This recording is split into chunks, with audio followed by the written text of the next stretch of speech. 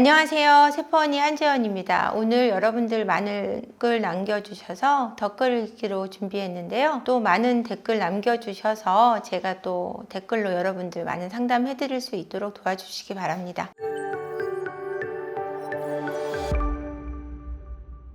남친 한 사람만 바라보는 해바라기 일지라도 표시내면 절대 안 돼요. 나는 네가 아니어도 세상에 나 좋다는 남자는 얼마든지 만화를 어필하세요. 남자를 긴장하게 애를 태워야 질리지 않는 여자가 되어요. 피디님은 이게 공감되세요?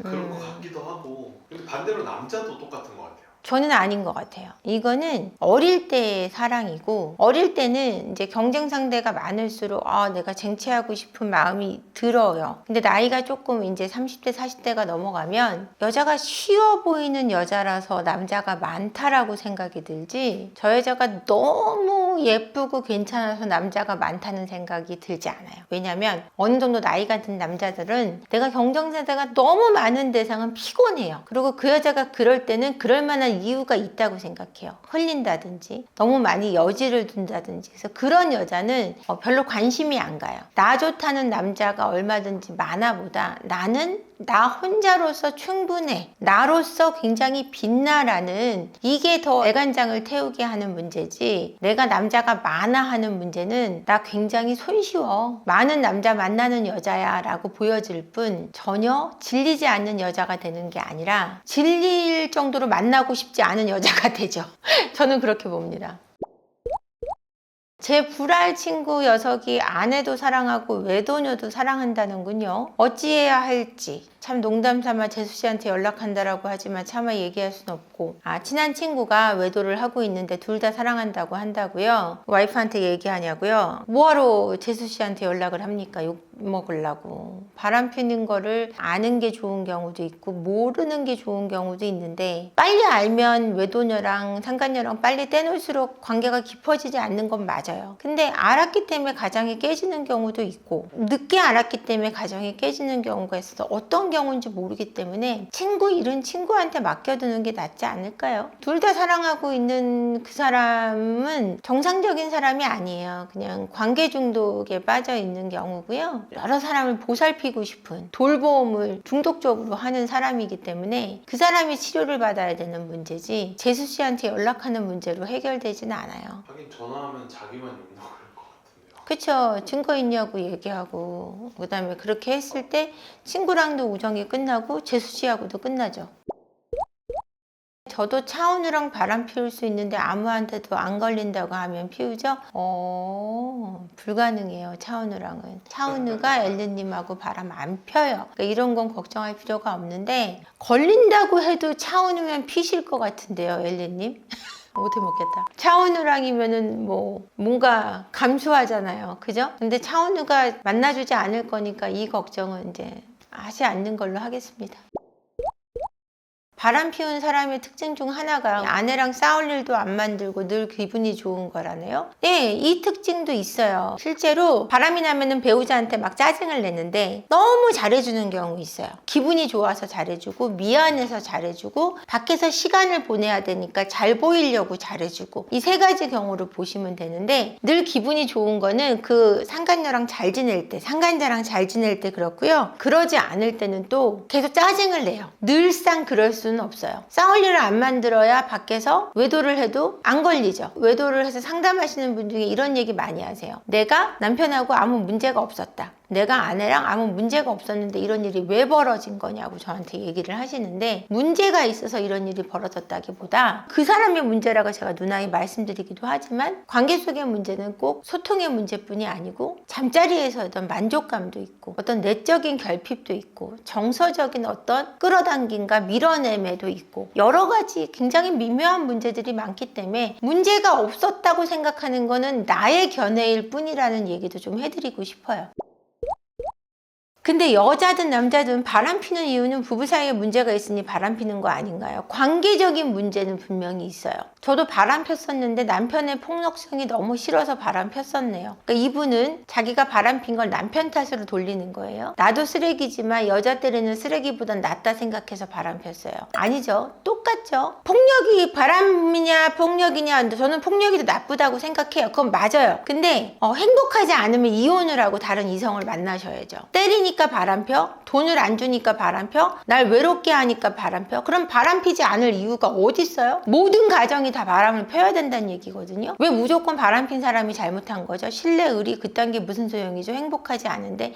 이거는 이분이 약간 사이코패스적인 얘기를 하는 거예요. 이분은 기본적인 도덕적인 개념이 없는 거예요. 신뢰라든지 의리라는 거는 어떤 도덕적인, 그리고 인간 사이에 어떤 신의 이런 건데, 그런 거에 대해서 소용이 없다라고 느끼는 건 너무 많이 삶에 지쳐 있든지, 아니면 쌍패적인 성향이 강하든지, 아니면은 삶에 대해서 되게 무기력하고 우울증의 상태가 심각하시다 보니까 이것도 싫고 저것도 싫고 무기력한 상태에서 하시는 말씀 같은데, 남편의 폭력에 오랜 시간 노출이 되셨다면 저러실 수 있는데, 폭력성이 나를 정말로 구타하고 그러는 것뿐이 아니라 집을 부시고 애들에게 학대를 하는 정도의 수준이라면 저는 반드시 아름님이 바람을 피실 문제가 아니라 이혼을 하실 것을 권해드리고 싶습니다. 왜 같은 쓰레기가 되기를 선택하시는지, 그게 남편의 경제력 때문이라면 더 좋지 않은 거고요. 그러면은 아름님도 남편분을 이용하고 계시는 거잖아요. 그게 아니라 당당해지셔서 폭력으로부터 벗어나시기를 권하고 싶습니다.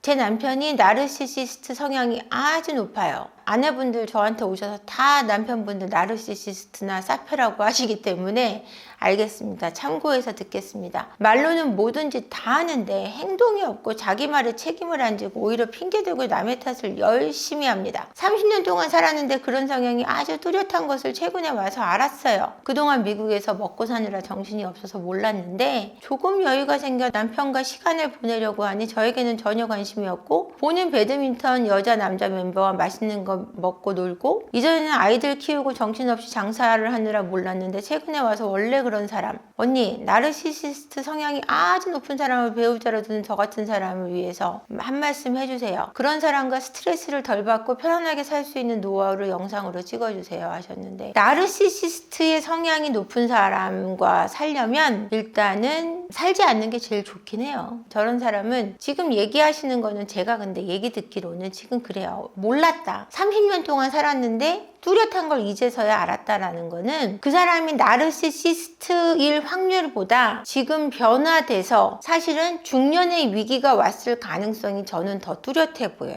그래서 이 사람이 원래 그랬다기보다 지금 중년의 위기가 와서 이분이 어떤 외부적으로 에너지를 돌림으로 해서 아내한테 관심을 두지 않는 것 같아요. 그래서 지금 정서적인 부분이 많이 깨져 있는 상태지, 진짜는 자기애성 성격 장애가 아닐 확률이 높아 보이고요. 지금 두 분이 부부 상담을 해서 좀 간격을 줄여야 되는 상태지, 무조건 나르시시스트로 몰아붙일 만한 문제는 아닌 것 같아요. 남편분도 많이 지쳐있는 상태고 아내분도 지쳐있는 상태에서 서로 노력하기조차 하고 싶지 않은 상태를 보이기 때문에, 지금 뭐 누가 나르시시스트다 아니다 기다의 문제가 아니라 함께 합치려고 노력을 하기 위해서 일단은 좀 어느 정도 간격을 두고 관망해야 되는 상태일 수도 있을 것 같아요. 그리고 남편이 외도를 하는 건 아닌지 좀 지켜봐야 되는 상태 같아 보이기도 해요. 배드민턴 여자 남자 멤버와 만날 때 외도가 나는 경우가 굉장히 많거든요. 그러니까 이게 그냥 남편이 나르시시스트여서 그렇다가 아니라 지금 상황을 좀 파악하셔야 될 필요가 저는 느껴진다고 생각합니다.